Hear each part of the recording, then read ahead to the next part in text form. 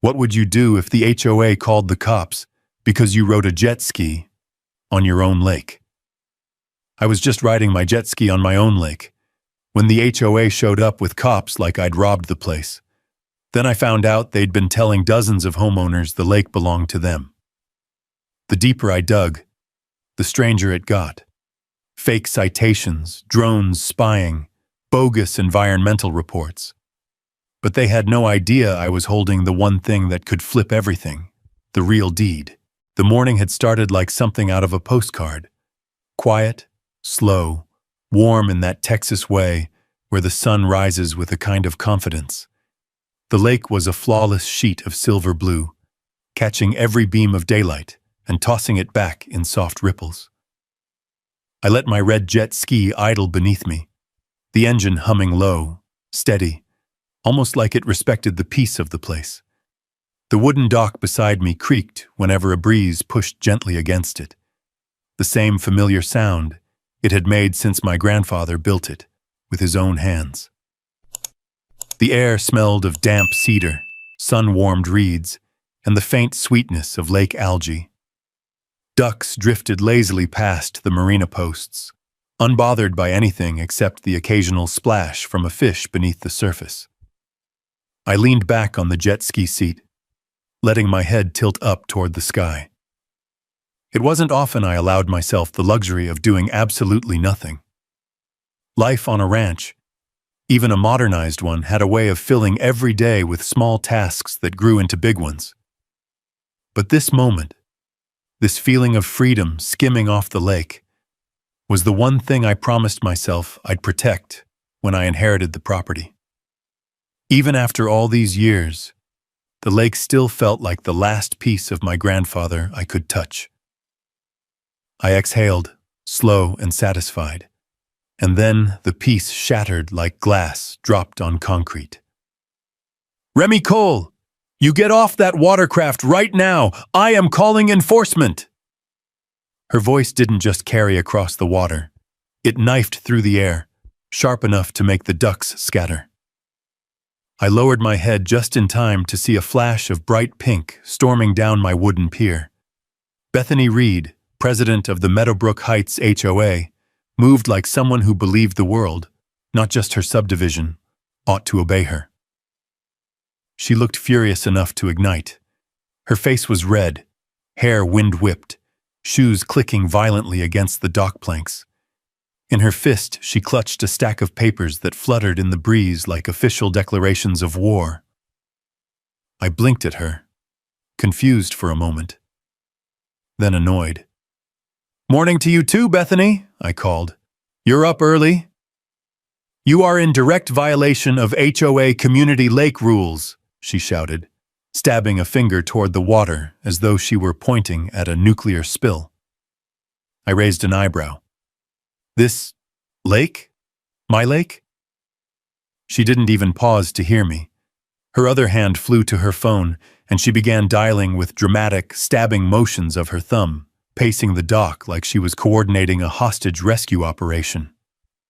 Not 5 minutes later, a plume of dust rose from the gravel road leading to my ranch. Then another, then another. 3 county patrol vehicles crested the hill, bouncing slightly on the uneven road before slowing near the lakeside field. Their lights strobed red and blue across the water, turning the calm surface into a dance of colors that shouldn't exist in scenes involving jet skis. Doors opened. Officers stepped out, scanning the area with looks that said they were trying to figure out why they had been summoned at top speed to what looked suspiciously like a man enjoying his Saturday. Bethany ran toward them, as though welcoming honored guests. "Officers, thank you for responding," she announced, voice trembling with righteous fury. "This man is operating a motorized watercraft on community property without authorization. He has ignored multiple notices and is disturbing the peaceful residential environment." I sat on my jet ski, staring in disbelief. "Community property?" I said under my breath. "What community owns this lake? Because it sure isn't yours." One officer glanced between us, visibly unsure. Another trotted closer to the shoreline, eyeing the old boundary marker embedded near the dock. A weathered metal post my grandfather hammered into the soil long before Bethany's neighborhood even existed. A reminder, right there, shining in the sunlight, of the truth she was pretending not to see. "Ma'am," one officer said gently, "is this lake actually part of your HOA?" Bethany didn't miss a beat. "It is community adjacent, which means the community has a right to regulate environmental and noise impacts." I almost choked. That was a brand new creative use of the English language. "Adjacent doesn't mean yours," I said. She ignored me entirely, which wasn't new. The officers looked more confused by the second. The ducks watched from a distance like curious spectators at a sports game. The wind picked up slightly, fluttering the papers in Bethany's hand, brushing dust across the patrol cars, and carrying with it the faint smell of lake water and sun-baked earth. Then the last patrol car door opened. Deputy Marcus Hale stepped out with a kind of calm weight that made everyone else look like they were pretending to be in charge.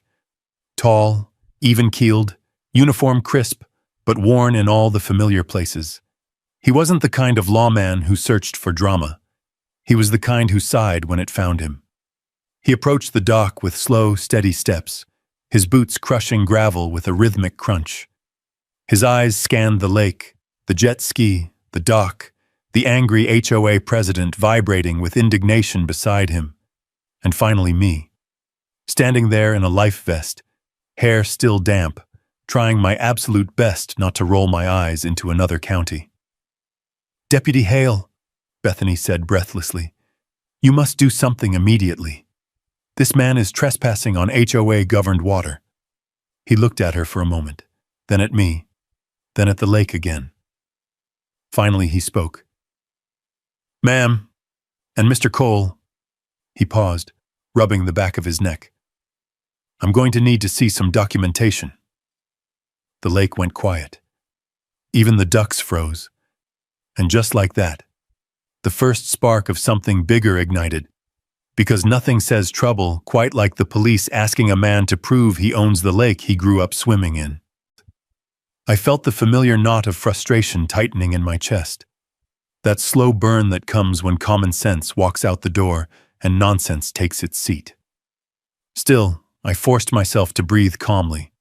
Losing my temper wouldn't help, not with Bethany standing there practically vibrating with anticipation, waiting for me to slip. "I've got the deed inside," I told Deputy Hale, nodding toward the ranch house up the slope. "Been in my family for decades." Bethany let out a sharp, incredulous laugh. "You can't possibly expect us to believe that this entire lake, this entire shoreline, is privately owned." She gestured wildly at the water, at the reeds swaying gently near the bank, at the old metal boundary post sitting half-sunk in the soil. "It clearly borders the community. Therefore, it is subject to HOA environmental governance." Deputy Hale squinted at her. "Ma'am, bordering doesn't mean belonging." But Bethany had an answer ready. She always did.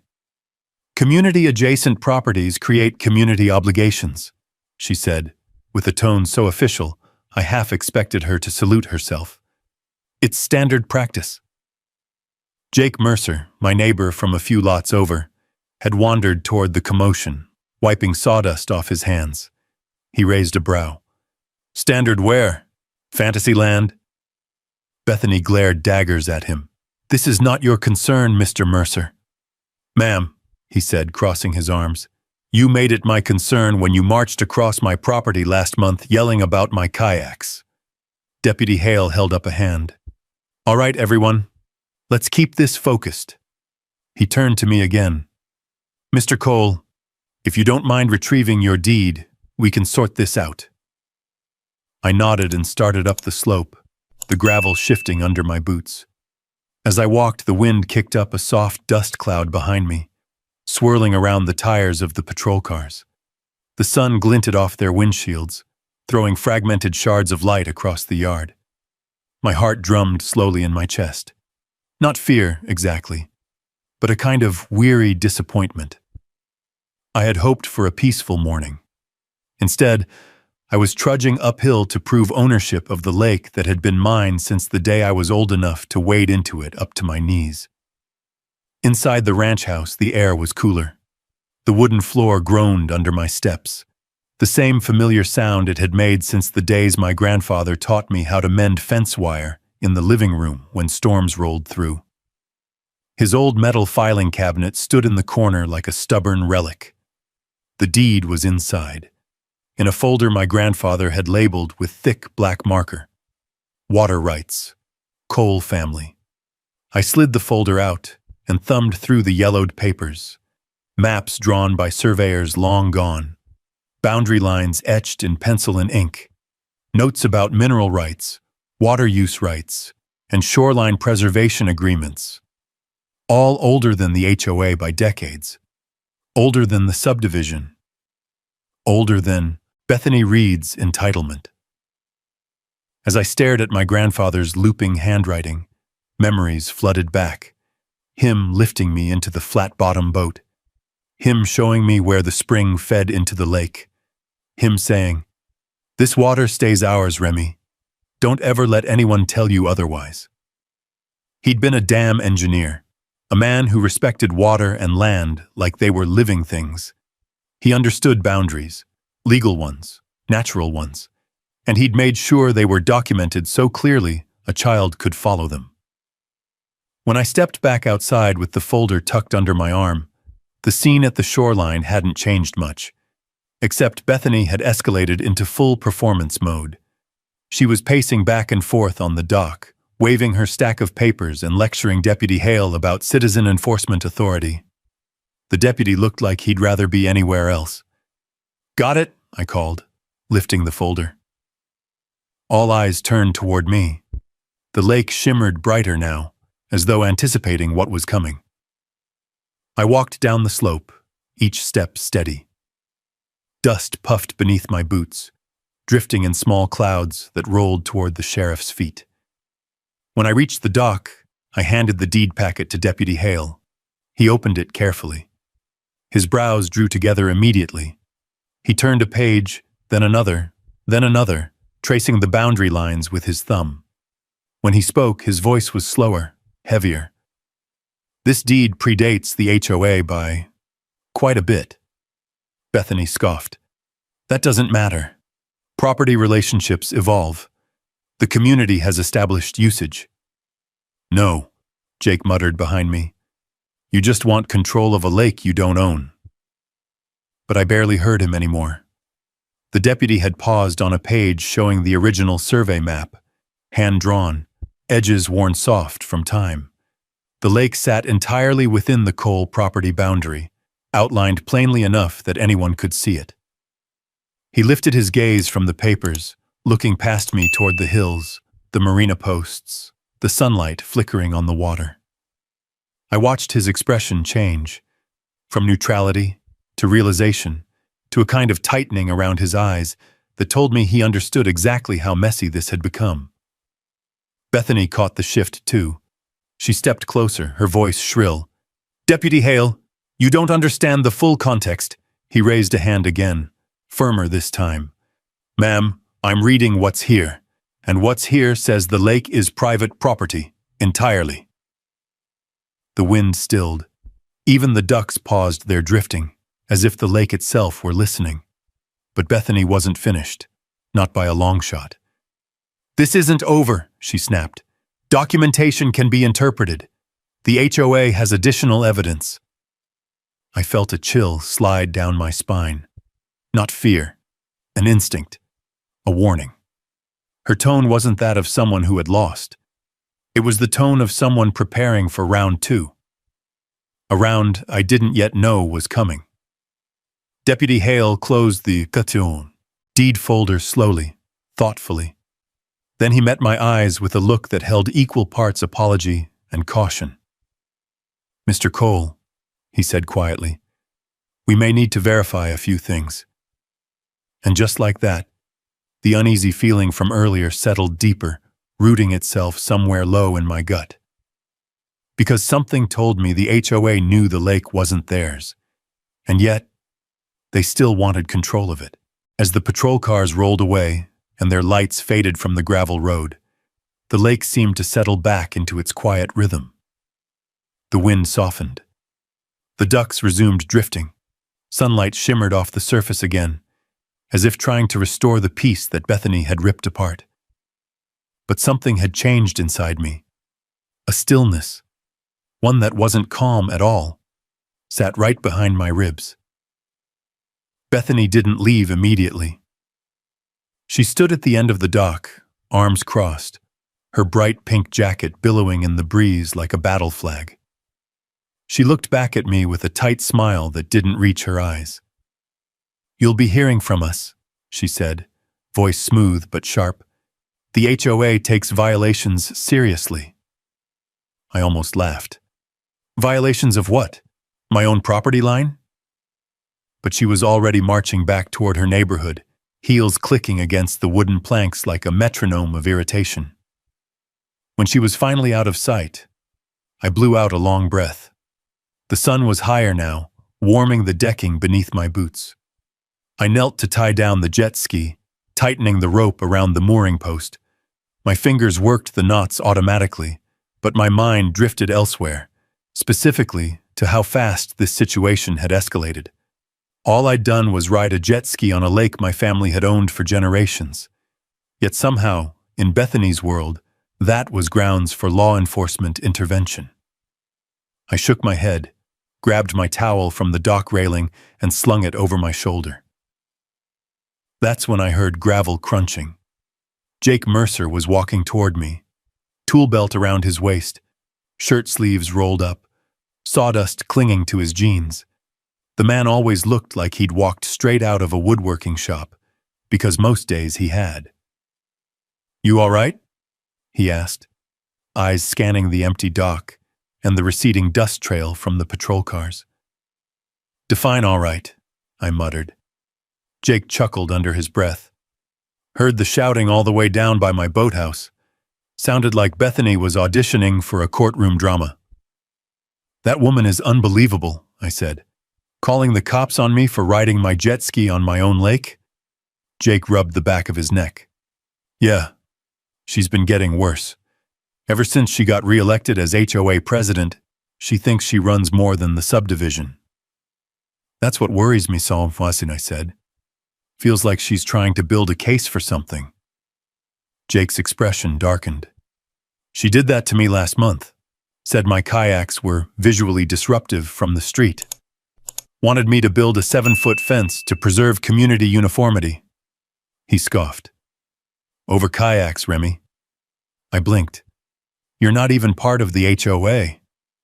"Exactly," Jake said, voice low. "Doesn't stop her from acting like she owns half the county."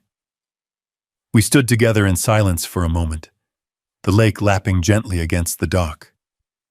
Jake shoved his hands into his pockets, then leaned slightly toward me. "Listen, this morning wasn't about noise, and it sure wasn't about rules. Bethany's after something." "Yeah," I said. "Control." He nodded. "And she doesn't care who she has to run over to get it." Jake headed back toward his property, leaving a faint trail of sawdust behind him. As he disappeared around the trees, I walked up toward the ranch house. Dust blew across the path in swirling patches, dancing between the fence posts like restless spirits. My mind kept circling the same thought. If Bethany was willing to overstep this far, what would she do next? I didn't have to wait long to find out. That afternoon, after grabbing a bite to eat and checking on the cattle near the southern field, I returned to the house.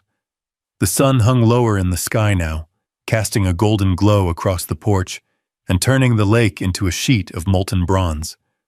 I walked toward my truck to grab a wrench I'd left in the bed, and froze. A piece of paper was tucked under my windshield wiper. Not folded, not sealed, just placed there like a warning. I felt a cold prickle slide down my spine as I reached for it. The sheet was crisp and bright white, the kind used in cheap office printers.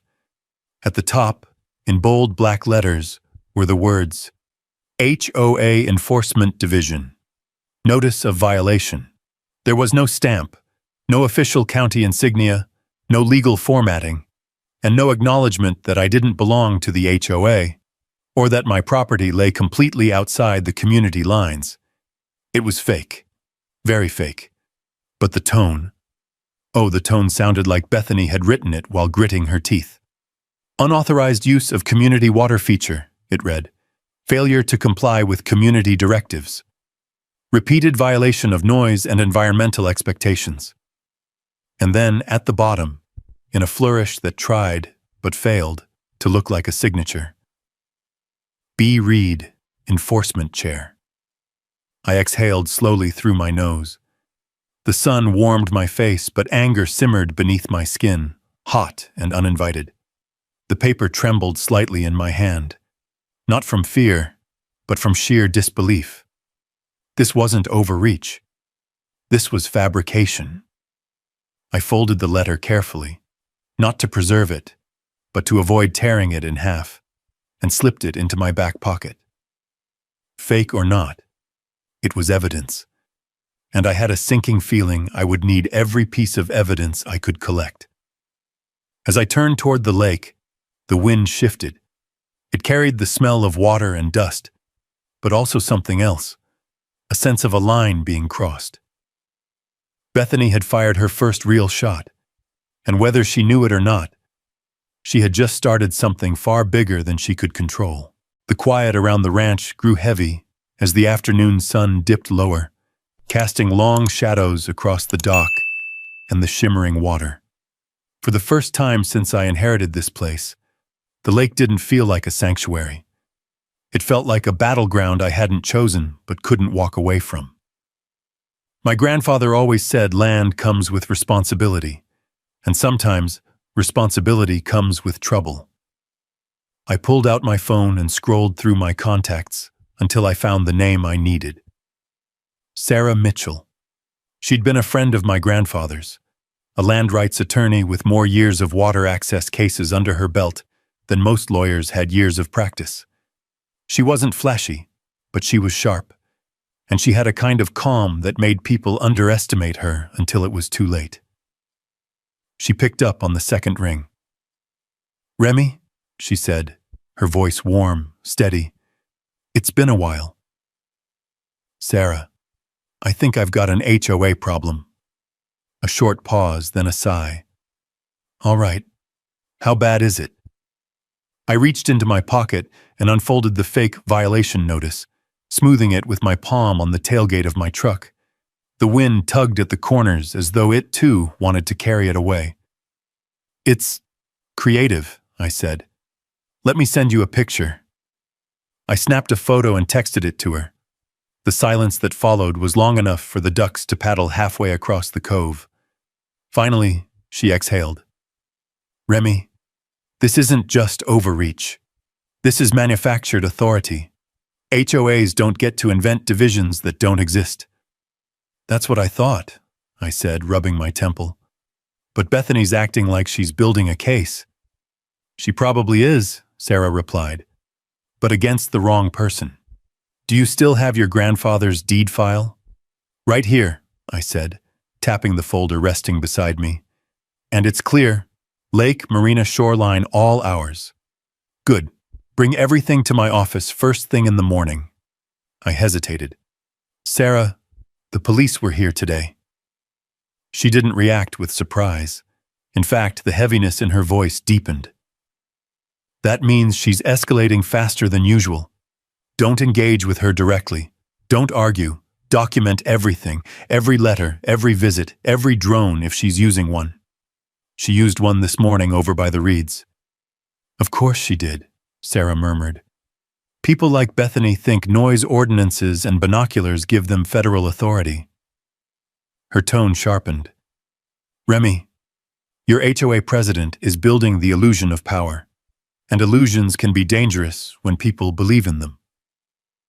After we hung up, I sat on the tailgate a while longer, staring at the lake.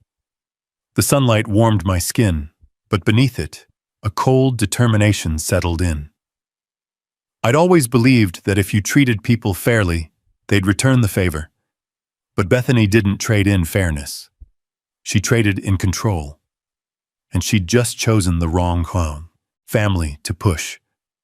The next morning, dust swirled behind my truck as I drove into town. Sarah's office sat on the corner of Main Street, in an old brick building that had weathered 30 years of Texas sun without losing a single ounce of dignity. I stepped inside, and the cool air wrapped around me like relief. Sarah emerged from behind a stack of case files. Her silver-streaked hair was tied back, glasses perched low on her nose. She motioned me into her office and closed the door behind us. "Let me see what you're dealing with." I spread out the documents on her oak desk. The deed packet, the old maps, the fake violation notice. She moved slowly, methodically, reading each page with her fingertip, tracing lines like she was absorbing the information through touch as much as sight. After several minutes, she leaned back and crossed her arms. "Remy, this is worse than I expected." I frowned. "How?" She tapped the fake notice. "This isn't some sloppy intimidation tactic. This looks like part of a pattern. I've seen this before. A president trying to expand authority by bluffing homeowners into compliance. But what she's doing here, she's targeting someone outside her HOA jurisdiction. That's new, that's ambitious, and that's illegal." I leaned forward. Why would she want the lake so badly? Sarah picked up a different document, one I hadn't placed there. She slid it toward me slowly. "This is why." It was a scanned letter, dated nearly 20 years earlier, addressed to my grandfather, from the Meadowbrook Heights Development Group. My pulse quickened. They had attempted to purchase shoreline rights, and my grandfather had declined. Sarah nodded at my expression.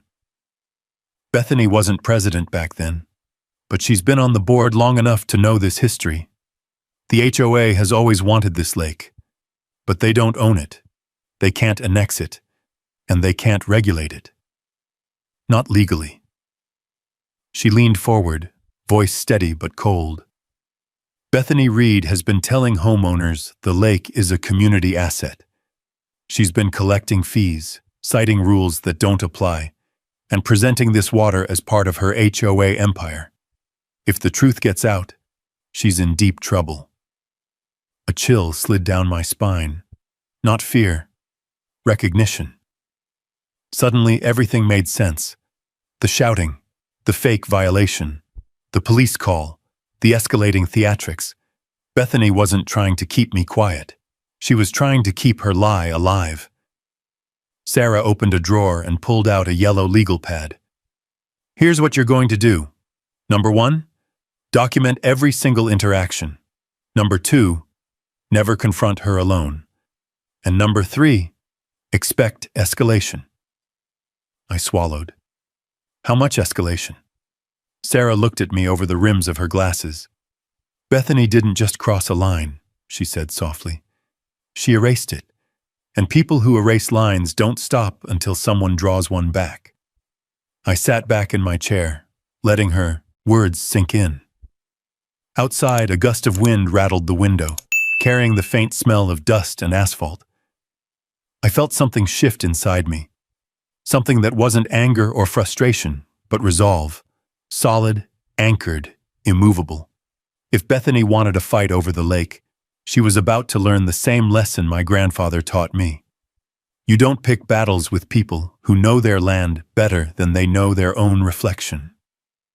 When I stepped back outside into the sunlight, I felt that strange unease again, but this time it came with clarity. Bethany didn't just want control. She needed it. And Sarah was right. This was only the beginning. The wind pressed warm against my back as I walked toward my truck, the legal folder tucked under my arm like a shield I hadn't realized I would need.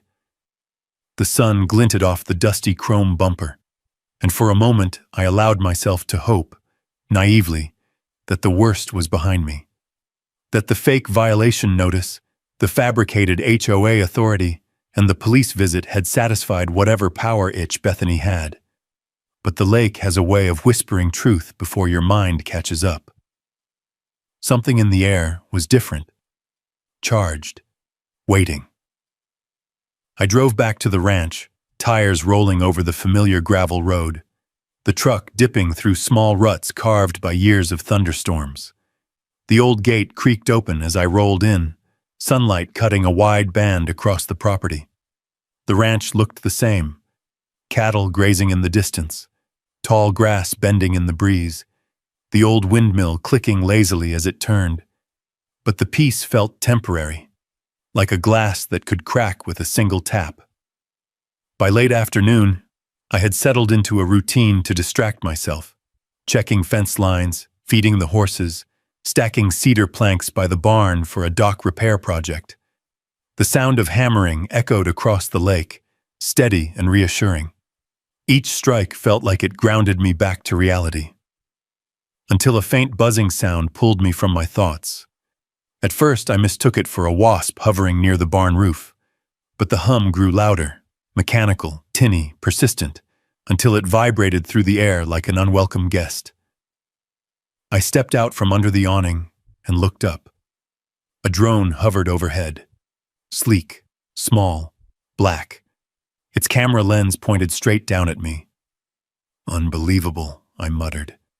The drone drifted sideways, dipping low over my shoreline, capturing footage as if surveying a crime scene. It circled above my dock, then lowered toward the reeds, startling a pair of ducks that squawked in protest and flapped away. The drone followed the shoreline, then zipped back toward the trees that separated my ranch from the HOA subdivision. Bethany. Of course it was Bethany. I pulled out my phone, clicked the camera, and recorded the drone's path as it buzzed back toward the neighborhood. Evidence. Sarah would need it. My future self would need it. As the buzzing faded, a knot tightened in my gut. People didn't use drones for neighborly observation. They used them to build a case. The next morning confirmed that. I walked down the gravel path to my mailbox, early sunlight warming the ranch as dew glistened atop the grass. A few birds chirped in the trees lining the fence. For a fleeting moment, things felt normal again. Inside the mailbox, however, normalcy died. 3 envelopes, all from the County Environmental Assessment Office. My pulse kicked. I tore open the first envelope. A printed notice stared back at me. Environmental Concern Report. Alleged motorboat-induced shoreline erosion. The second notice read, Unauthorized disturbance of aquatic habitat. Pending. Review. The third. Noise impact complaint. Immediate clarification required. I closed my eyes, gripping the stack of papers until they bent. The air thickened around me, heavy with a frustration that felt too familiar. Bethany had filed 3 separate complaints to 3 separate county departments. She wasn't just escalating, she was firing in all directions, hoping something would hit. I walked slowly back to the house, each step pressing deeper into the soft earth. The lake shimmered as I reached the porch, its calm surface mocking the chaos spreading around it.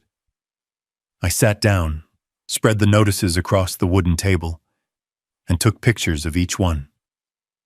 My phone buzzed with an incoming call. County Environmental Office, a woman introduced herself. We received several reports of disturbances originating from your property. Before we proceed with an inspection, could you clarify your watercraft usage and property boundaries? I explained everything, the deed, the private lake, the lack of public access. She listened, occasionally muttering notes under her breath. When I finished, she sighed. Mr. Cole, this isn't the first time we've received complaints about your address, but none of the previous reports mentioned a private lake. That's because the reports are coming from someone who doesn't want you to know that, I said. A silence stretched on her end.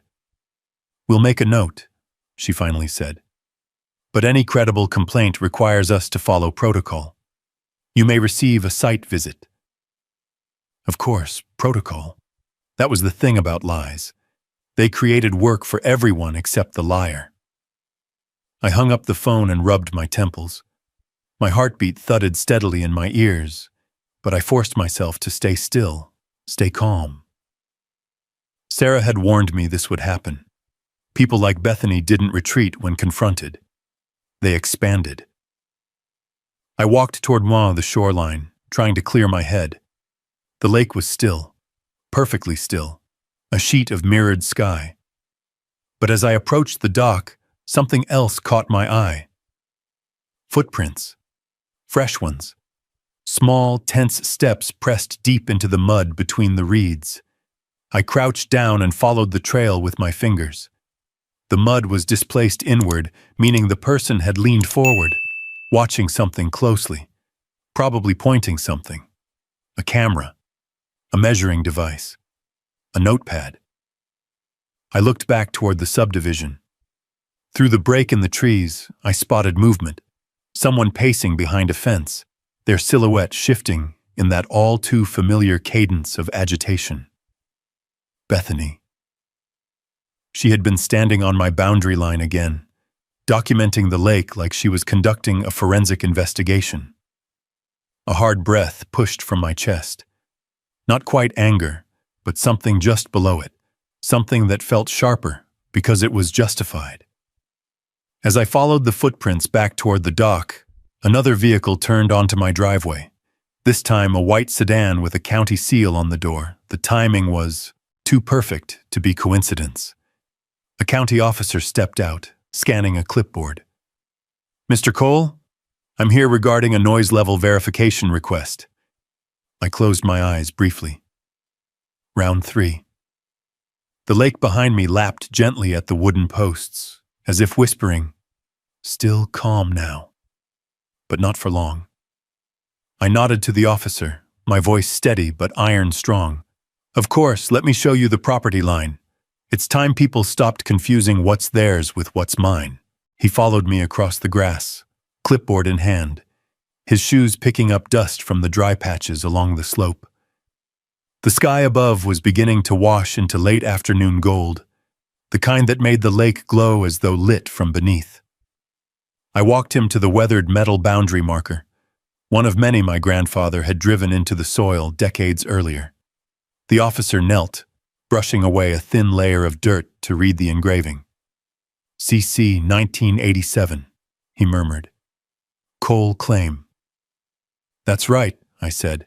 "This line hasn't moved in 40 years. He stood slowly, glancing between the marker, the lake, and the neatly printed complaint form on his clipboard. "Noise-level complaints typically involve shared property lines," he said. "This doesn't look shared." "It isn't." The officer exhaled, long and slow, the way people do when they realize they've been dragged into something petty. "Well," he said, closing the clipboard, "I'll file this as unfounded. You won't hear more from us unless someone files another complaint." I smirked. "Someone will." He gave a sympathetic shrug. "I get the sense you're right." As his car rolled away, sending another puff of dust into the warm sky, the quiet settled in around me like a weighted blanket. Heavy, thick, the kind of silence that makes you more aware of your own heartbeat than any sound in the world. The ranch was still. The lake was still. The air felt suspended in time, but the feeling stonewalled inside me was anything but calm. By sundown, the sky had shifted to orange and red, painting the lake in fiery streaks. I walked the length of the dock, running my hand along the wood where my grandfather had carved initials the year he finished building it.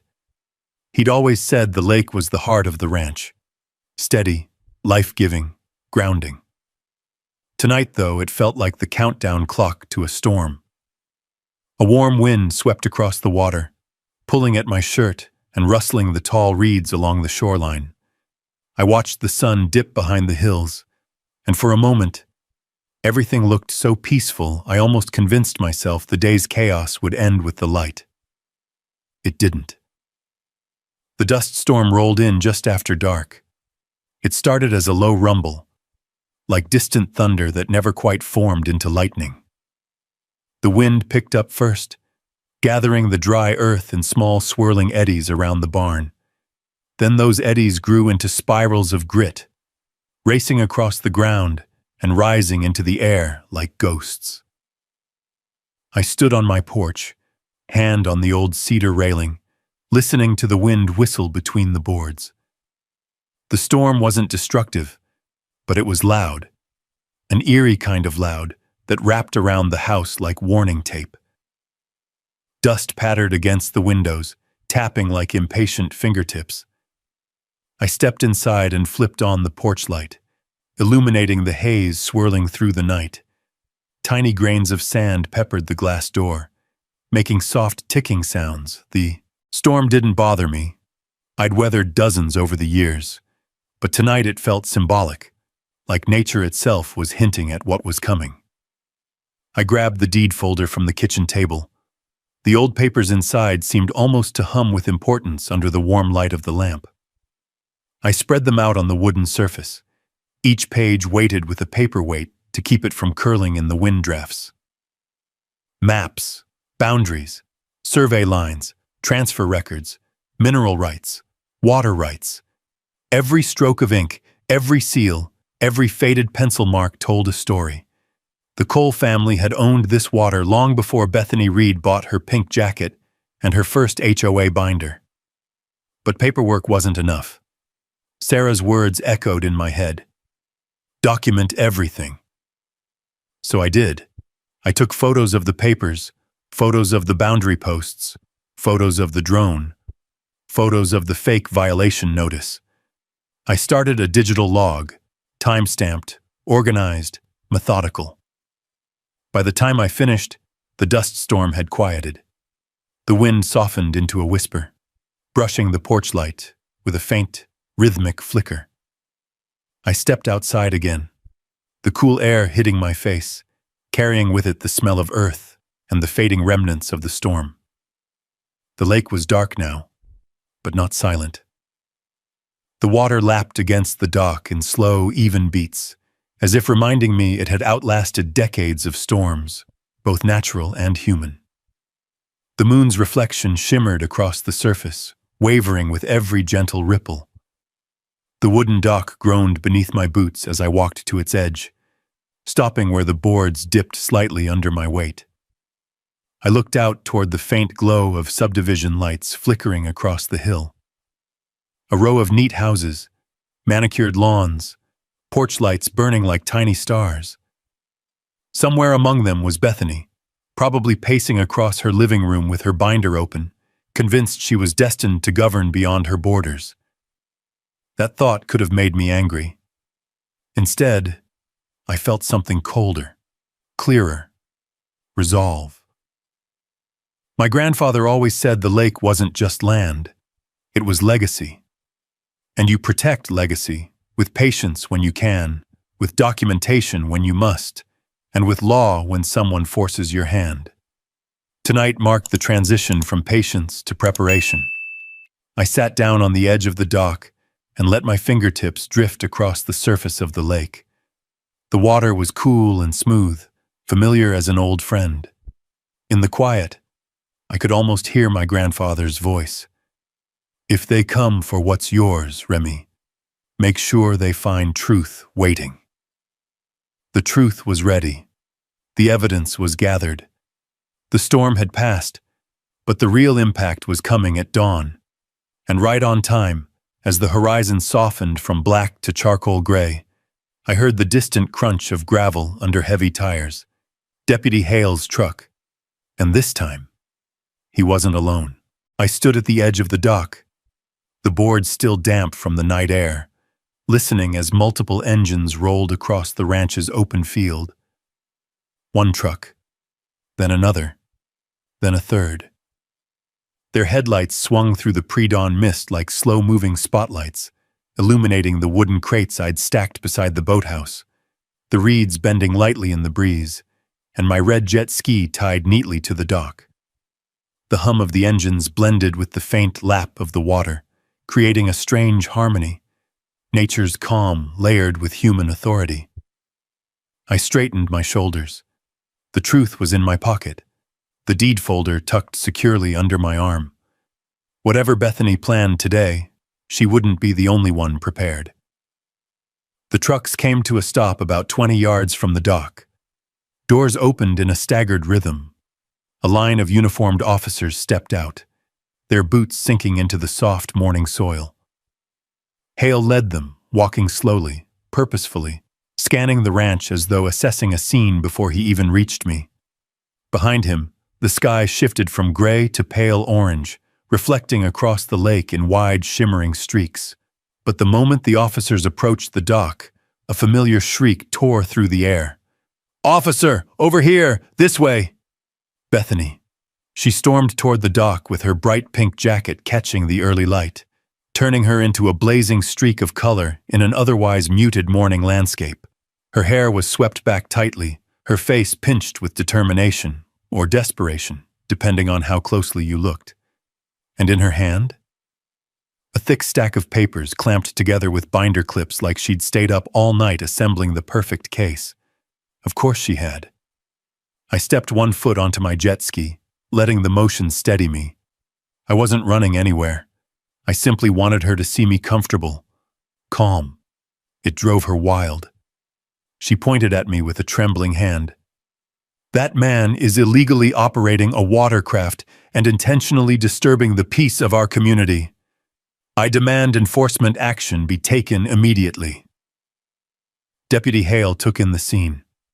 My relaxed stance on the jet ski, the mirror-still lake, the early morning serenity broken only by Bethany's theatrics. His expression remained unreadable, professional, but edged with something bordering on disbelief. "Mrs. Reed," he said calmly, "we'll review your documents, but we need to examine both sides." "Both sides?" she sputtered. "There is no other side. The community has rules, clear rules, that he continues to ignore." I crossed my arms loosely. "Bethany, your community rules stop at your property line. I don't live there." She spun on me, eyes flashing. "It doesn't matter where you live. You are impacting our environment." One of the officers stifled a laugh behind her. Deputy Hale raised a hand, commanding silence without lifting his voice. "Let's proceed. Remy, you have the deed?" I stepped off the jet ski, the dock groaning softly under my boots.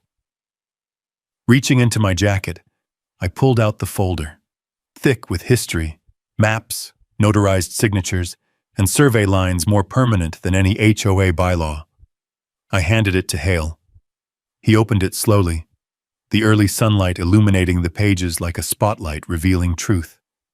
He flipped through each document with deliberate care, his thumb tracing the borders, the ownership details, the year, 1987, etched at the top of the official water rights documentation. Bethany pushed forward with her own papers.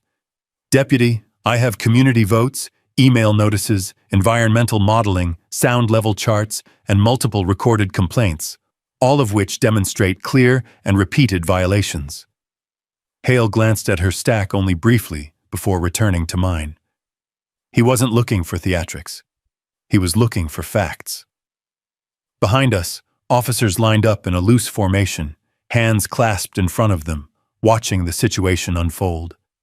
Their presence added weight, silent authority pressing against the morning air. Ducks swam in a lazy arc behind the dock, completely indifferent to the human chaos unfolding on the shore. The lake glistened like a sheet of polished steel. Hale paused at one page, the original survey map, and his eyebrows pinched together. He looked up slowly, first at me, then at Bethany, then at the lake. "Mrs. Reed," he said, his tone measured, "according to the deed and survey, this lake lies entirely on Mr. Cole's private property, every inch of it." Her face drained of color. "What? No, that's impossible. That map must be outdated." "This," Hale said, lifting the page slightly, is the legally recorded survey. It predates your HOA by over 20 years. She sputtered, waving her paperwork wildly. But our community guidelines, our environmental charter, our oversight committee. Hale closed the folder with a quiet, definitive snap. Ma'am, none of that overrides state-recognized private land and water rights. Silence. Complete, unfiltered silence. Even the wind seemed to pause to witness her unraveling. Then came the twist, the subtle shift, the moment you could feel the story change direction, like a boat catching a sudden current. Hale stepped forward, his boots thudding softly on the dock. Mrs. Reed, he said, locking eyes with her, we need to talk about the nature of the reports you filed. Her mouth fell open. Reports? I filed them because the community, because... Behind her, two officers exchanged knowing looks. I stood perfectly still, the cool morning air brushing my cheeks, the tension tightening like a bowstring. My heartbeat didn't race. It steadied, calm before impact. Hale continued, his voice firm now, stripped of any earlier politeness. Some of the complaints you submitted describe this lake as shared property. Others call it community-owned. Others claim environmental jurisdiction. All of those descriptions are inconsistent with county records. Bethany took a shaky step backward. Her binder of papers trembled in her hands. One of the officers murmured something under his breath. Another cleared his throat. Hale set the deed folder on the dock railing and folded his arms.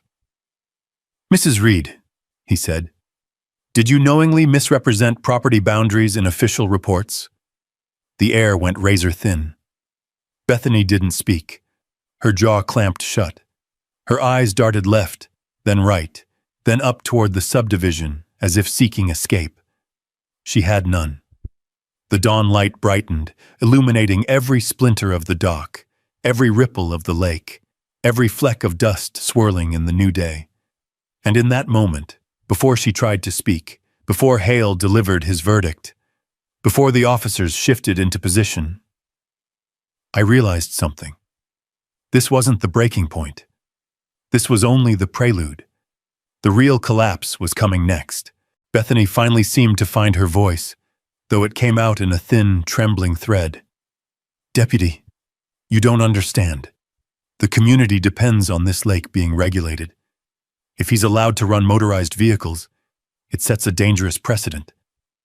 He's disrupting the peace. He's harming the environment. Her words scattered into the morning air, like loose straw caught in a gust.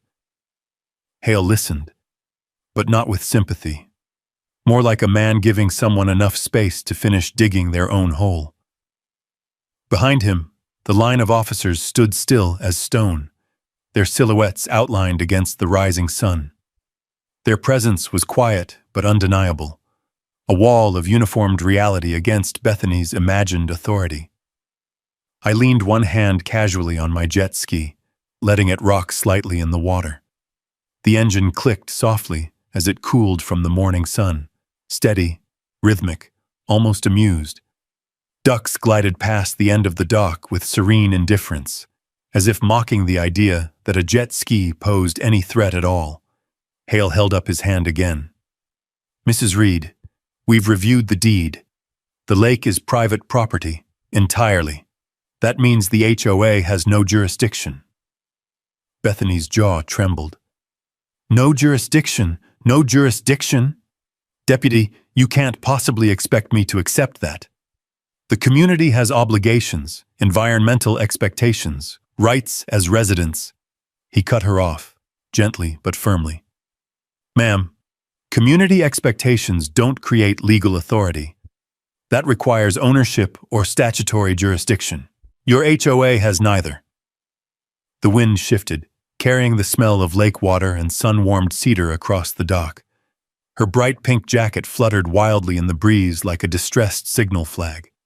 Bethany took a step closer to Hale, her binder of documents rattling in her grip. But look, she insisted, thrusting the stack toward him. Here, sound readings I've taken from my backyard, photos of the water's surface disturbance, emails from concerned residents. These are clear violations of community standards. Hale accepted the binder, flipping through it briefly. Charts, pictures, printed out emails. None of them mattered. He closed the binder gently and handed it back. Ma'am, this is documentation of your personal frustration, not legal evidence of wrongdoing. She blinked at him, stunned. But the noise is on private property, he said. The water is on private property. The shoreline, still private property. Each repetition hit her like a wave slapping against a stubborn rock, wearing it down one blow at a time. I could see the cracks in her composure forming, tiny fractures spreading through the confident facade she'd worn for years. Her eyes darted from Hale to the officers to me, as if searching for someone, anyone, who might offer her the validation she so desperately needed. No one did. The silence that followed felt like the lake itself, holding its breath. Hale turned slightly, motioning for one of the officers to step closer. Corporal, mark down that the property boundaries have been confirmed on site. Ownership is not in question.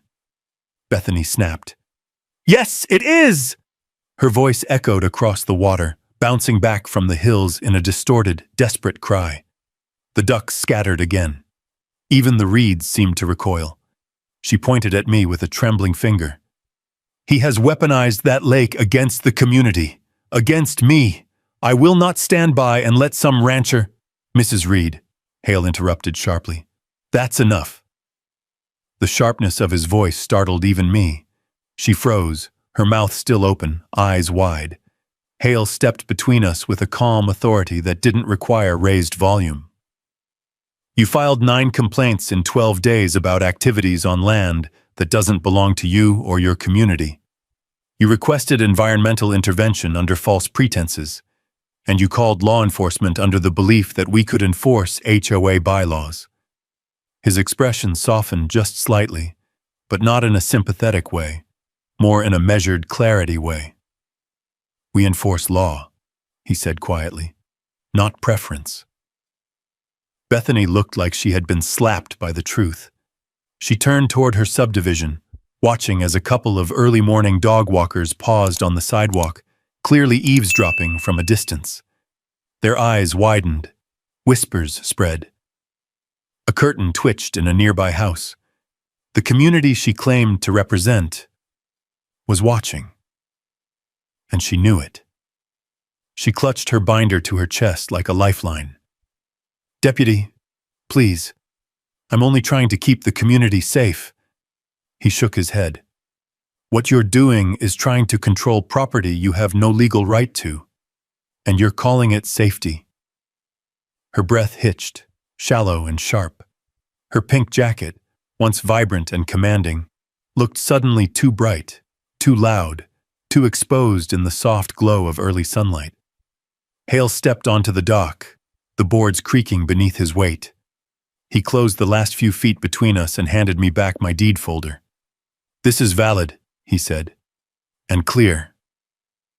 The tension that had knotted tight in my shoulders eased, just a little. Then he turned to face Bethany fully. And your reports, he said, require further review. Her face went pale. This isn't a ruling, he continued. This is a warning. The officers behind him straightened their posture, not threatening, just present, a reminder of consequence. Bethany stumbled backward a step, overwhelmed. Deputy, please, you must understand. I was trying to— But he didn't let her finish. Mrs. Reed, he said, his voice firm but devoid of malice, you cannot enforce fantasy as law. Silence fell again, pure and complete. Only the gentle slosh of water against the jet ski broke it, along with the faint, distant chirp of early morning birds waking up along the far tree line. Even the wind seemed to stop moving. Bethany's eyes glistened, not from sadness, but from the dawning horror that she had misplayed her hand, misread her power, miscalculated her reach. The reality was dawning on her. Her authority ended at her property line. Her fantasy ended here. She lowered her binder, her arms trembling as it sagged toward her side. And Hale, reading the moment with more grace than she deserved, simply said, "Now, let's talk about these reports." The morning air shifted. What had been cool and crisp only moments ago thickened with tension, like the world itself leaned in to listen. The officers behind Hale adjusted their stance, boots grinding softly against the dirt, arms folding or resting near their belts. Not threatening, just steady, official, unmovable. Bethany swallowed hard. Her pink jacket, bright and loud when she arrived, now looked strangely small against the wide-open ranch, the lake shimmering behind her like a quiet judge. "Deputy," she began, voice wavering, "I was only doing what I believed was necessary for the safety and well-being of my community." Hale raised an eyebrow. "By filing 9 reports that misrepresented property ownership?" She flinched. He lifted one sheet from his clipboard. "First report. Unauthorized jet ski usage on Community Lake. Second report. Disturbance of HOA water feature by a non-member. Third, illegal motorized activity impacting HOA residents." He let the papers fall back onto the stack. "Mrs. Reed, every single one of these statements implies the HOA has jurisdiction over this lake." Her voice cracked. "It does impact the community." "That's not what the law asked," he replied. "That's what you wanted." Behind her, a small group of spectators had begun to gather along the property line.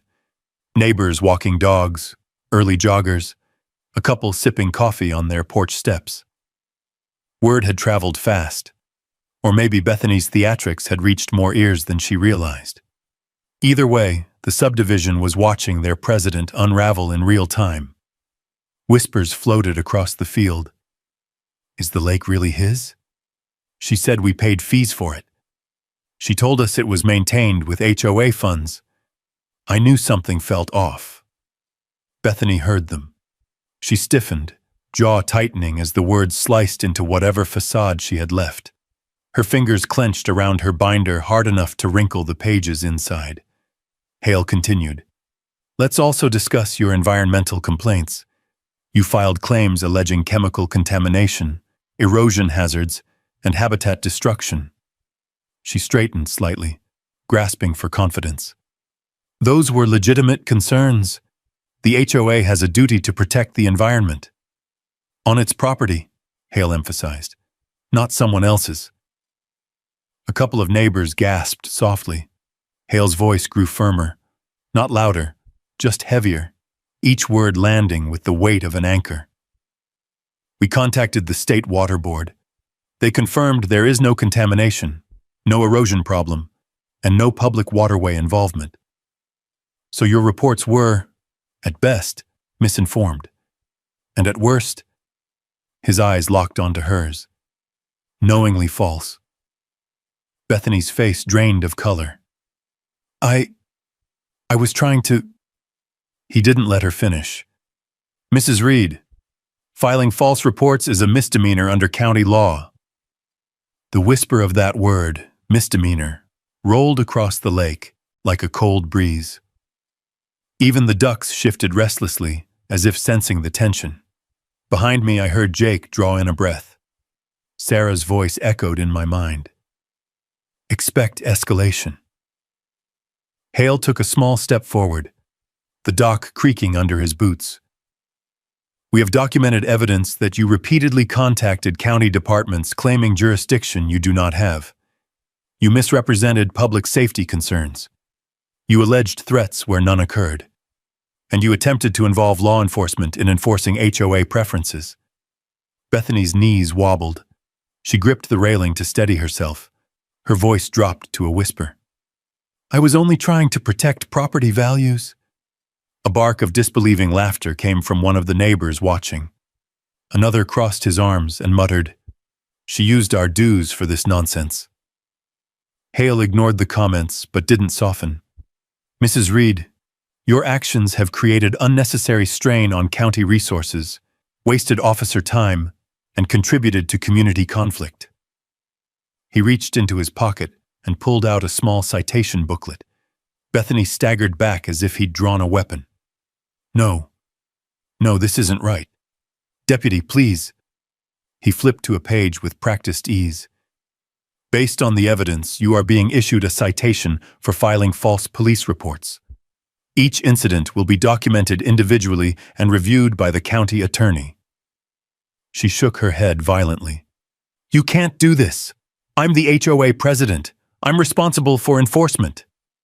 "You are responsible," he agreed, "just not in the way you think." Her face crumpled, not into tears, into shock, into the realization that the world she'd crafted, the authority she'd inflated, was deflating in front of an audience she once commanded. Several homeowners stepped closer to the fence. One asked, loud enough for everyone to hear, "Bethany, did you lie to all of us?" Her eyes darted wildly. "No, I was acting within my role." "Your role ends at your property line," Hale said flatly. And then came the final twist, the moment her entire narrative collapsed. One of her own HOA board members approached from behind the crowd. A man in a button-down shirt, face tight with anger. He held up a stack of HOA financial records. "Is this why our dues went up?" he demanded.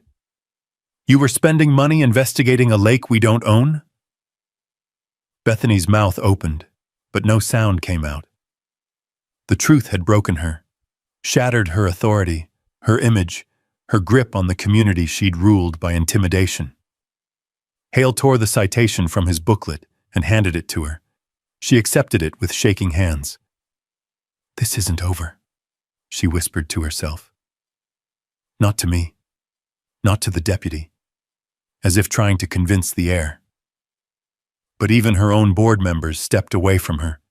She stood alone on the dock, small, trembling, exposed under the bright morning sun.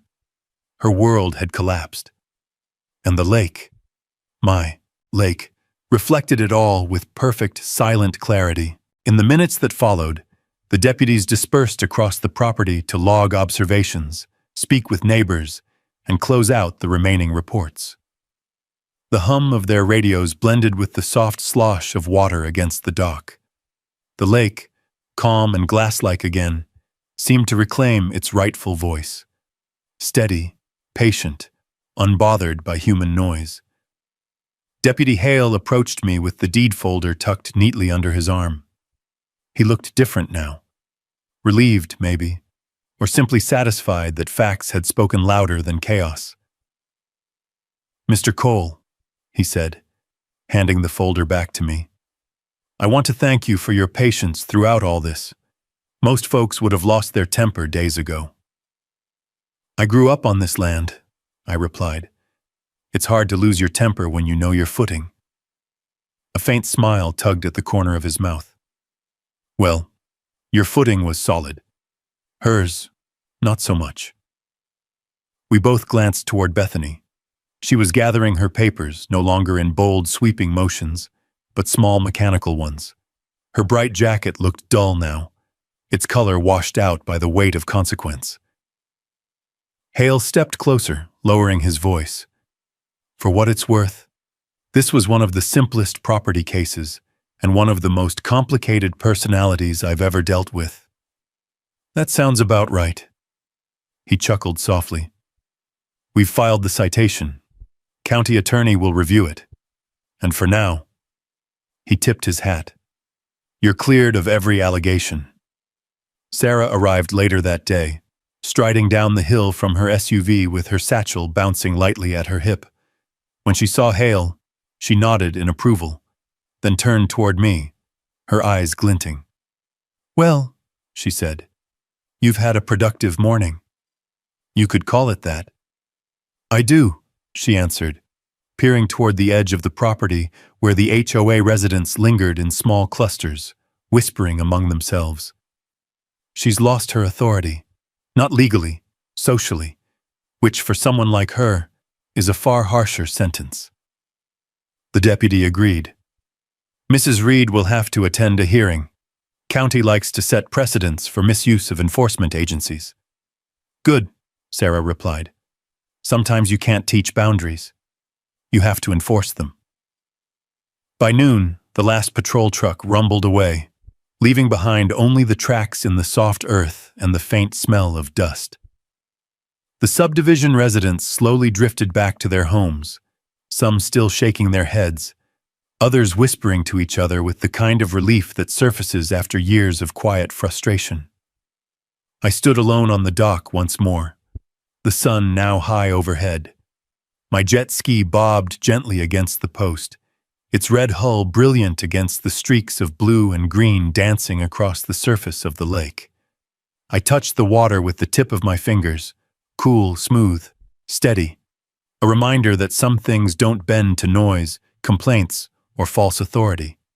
Some things stay true, the huths. Weeks that followed unfolded in quiet waves of change. The HOA called an emergency community meeting.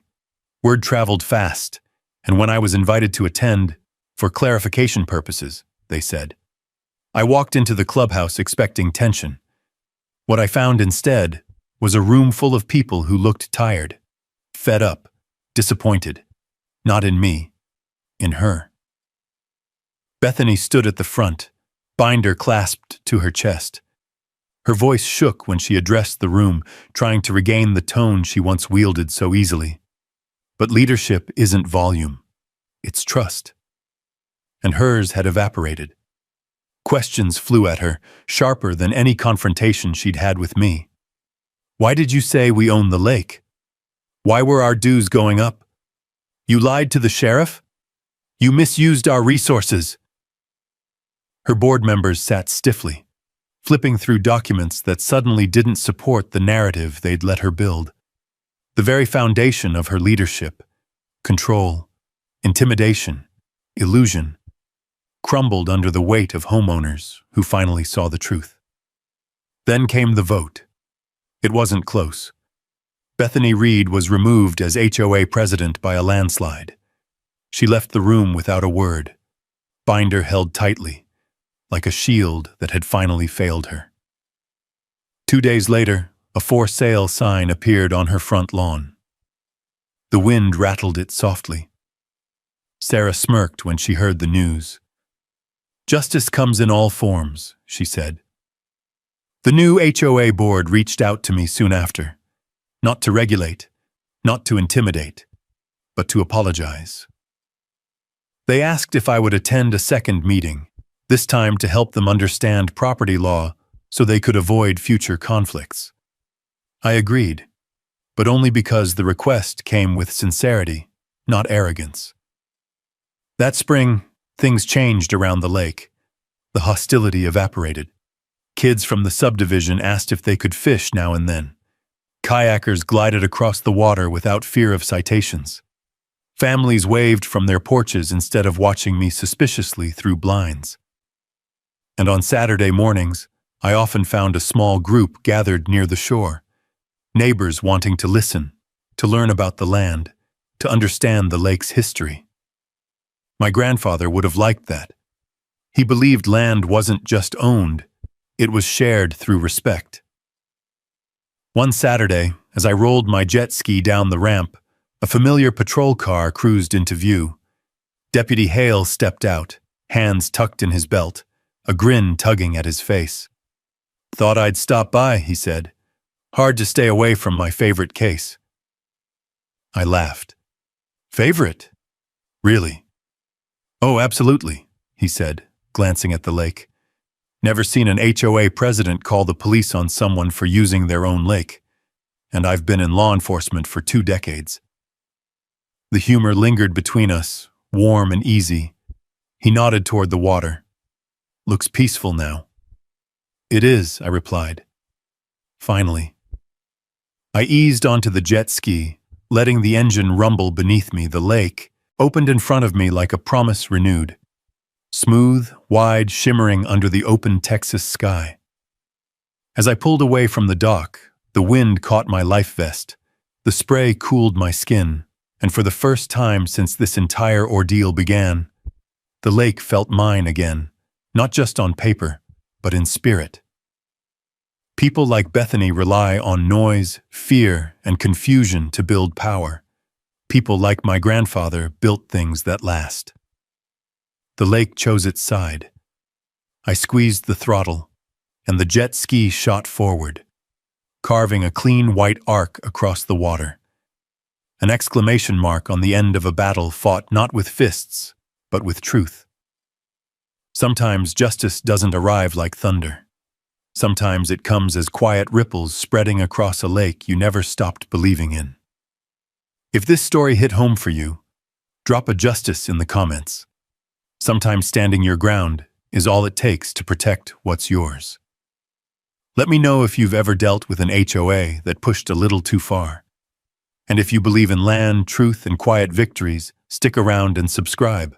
We've got more real HOA and ranch side stories coming your way.